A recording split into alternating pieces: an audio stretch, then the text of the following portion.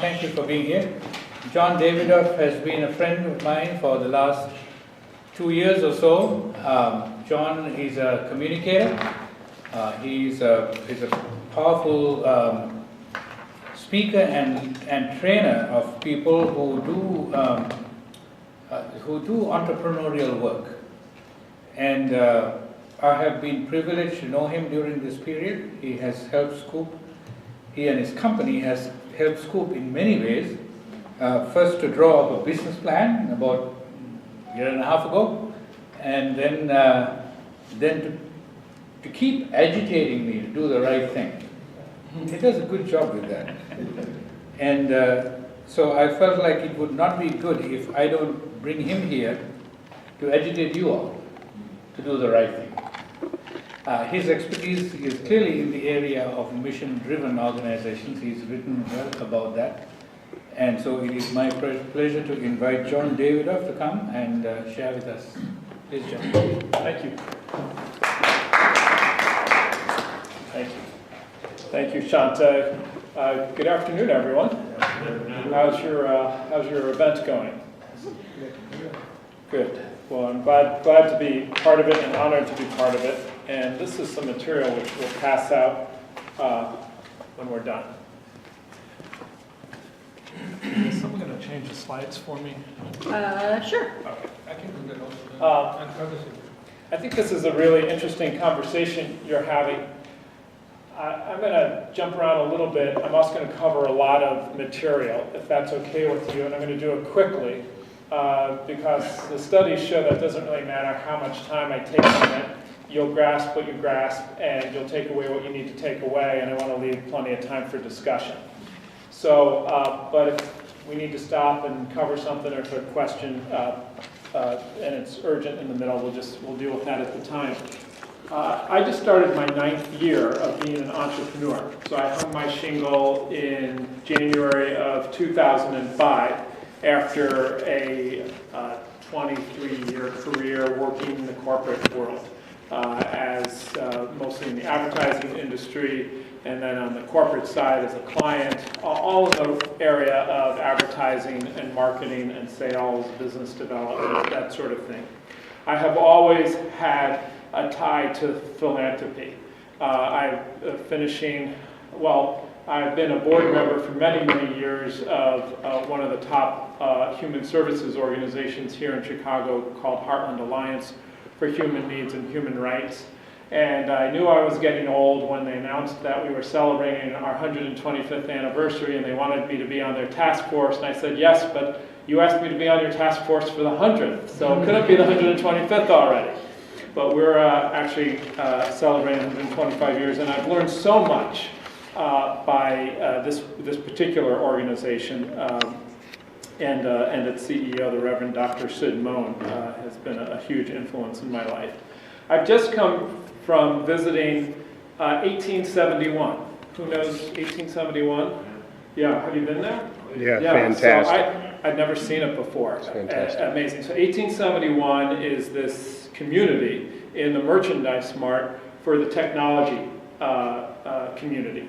And it's a place really designed for startup entrepreneurs, people on a mission, people who are driven by any number of things you all just rattled off: creativity, innovation, the next solution, the next thing that needs to be filled in that's missing, that will make lives better, that will make the world work better, that will help heal our problems and issues and so on.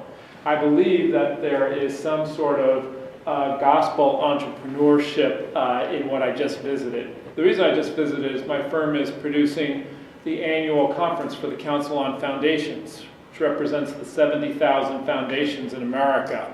That represents billions and billions of dollars that are used for philanthropic purposes, supposedly to solve our social issues of the day. So we're going to be hearing some of the top thought leaders in April on gun violence. We may even have the Vice President of the United States there, so we're keeping our fingers crossed. We're going to hear about what's being done about childhood obesity and global nutrition, and we have an invitation out to the First Lady. Maybe she'll be there. We don't know. They let you know at the last minute, and you take what you get, right? So that's not bad if you can get something.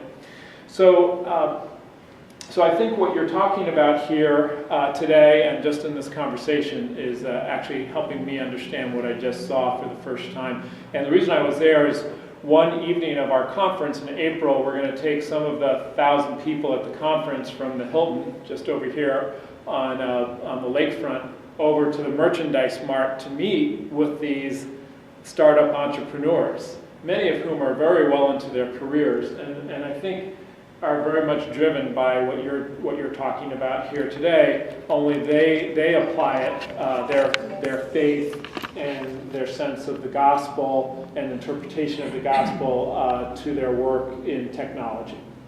So I'm going to talk to you about a look into the power of being mission-driven, a little bit more on my background. You heard a little bit from Shanta and myself. You can go to the next slide. My career has primarily been advertising and marketing. I started at a worldwide advertising agency called DDB. I cut my teeth on brands like Bud Light, and State Farm Insurance, and Maybelline Cosmetics. I spent 2 years as the lips and nails guy. It's kind of a experience in and of itself. I worked with organizations like Discover Card and so on.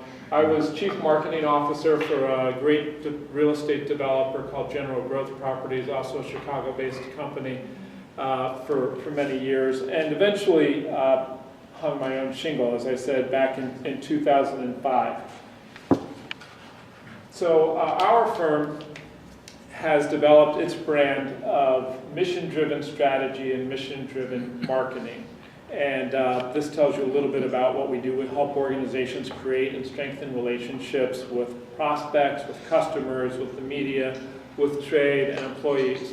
And in your various worlds, and I'm sorry I wasn't here to get your introductions, but I assume we have clergy and we have some nonprofit executives, and who else is?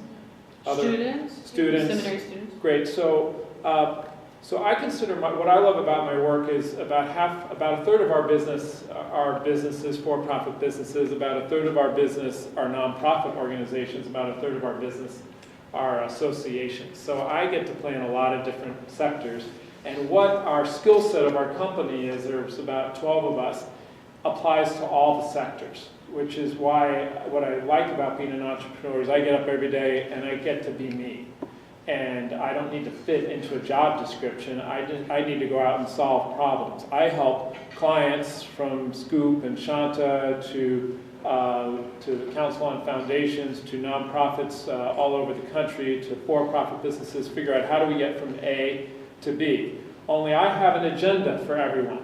And Shanta's heard this, and you're going to hear it. My agenda is that as you're going from A to B, you do it in a way that's relevant to the people who you want to interact with, and you do it in a way that's compelling.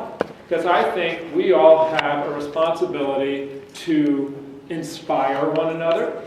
And so I have a responsibility to inspire the people who work for me, but they have more responsibility to inspire me. I expect to be inspired by the people who work for me. And you should as well. If you're in the pulpit, you should expect to be inspired by your congregants. There's nothing wrong with that. We should expect a lot of one another. You should expect to get tremendous value out of this talk. I should expect that you will be fun to interact with and attentive and giving me really good eye contact and being here with the content.